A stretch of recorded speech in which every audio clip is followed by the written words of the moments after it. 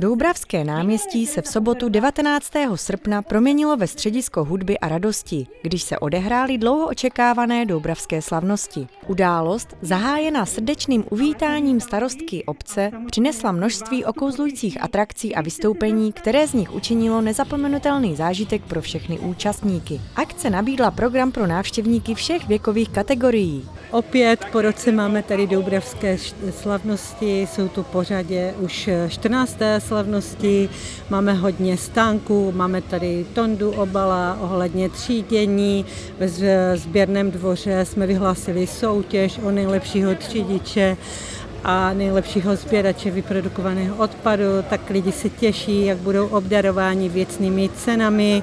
Jinak nám teď začalo krásně zlehka pršet, což nás krásně osvěží a krásně a báječně si to všechno užijeme a nejvíce se asi lidi těší na vystoupení Pepi Vojtka, což bude naprosto super. Pro nejmladší účastníky byl nachystán svět zázraků. Kouzelná bublinková show s klauny, malování na obličej, dětské vlasové studio a herna pro nejmenší. Kreativní děti byly dále podníceny v umělecké dílně. Nechyběly ani projížďky na koni a kolotoče. Příznivci hudby se mohli těšit na skvělý hudební program, protože festival nabídl působivý line-up hudebních talentů. Kapela Světlo osvítila scénu svými melodiemi, zatímco Josef Vojtek, charismatický zpěvák, okouzlil publikum svým poutavým hlasem.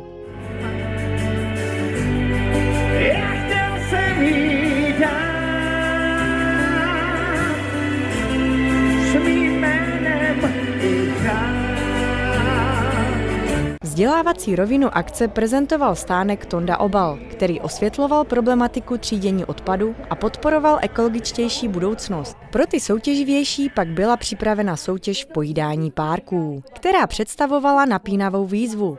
Účastníci se utkali o to, kdo sní 8 párků v co nejkratším čase, což vyvolalo zájem všech přihlížejících návštěvníků letošních slavností. Nakonec si první místo za nejrychleji snězený talíř s časem 2 minuty 21 sekund odnesl Tomáš Zider. Na druhém místě skončil Radomír Paldus a bronzovou příčku obsadil Karel Zider. Významnou hudební událostí byla také skupina Veras Band, která přivedla nejlepší hity Věry Špinarové naživo, vyvolávající nostalgii a potěšení fanoušků. Oslavy vyvrcholily v taneční párty díky živé kapele Golden Hits.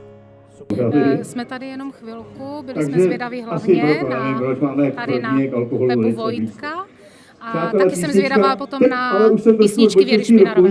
Si myslím, že to je úplně super, že jsem ráda, že mezi Orlovou patří i Doubravské dny a že tady patříme mezi ně a že si tohle všechno užijeme.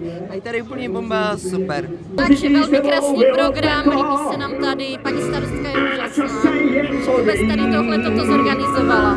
A čekali jsme jenom na Pepu Vojtka hlavně. Je to tady fajn, jako každý rok. Moc se mi tady líbí a přijeli jsme na pana Vojtka. Jste nám tady moc? A těšíme se na poslední kapelu, jak to tady roztočí.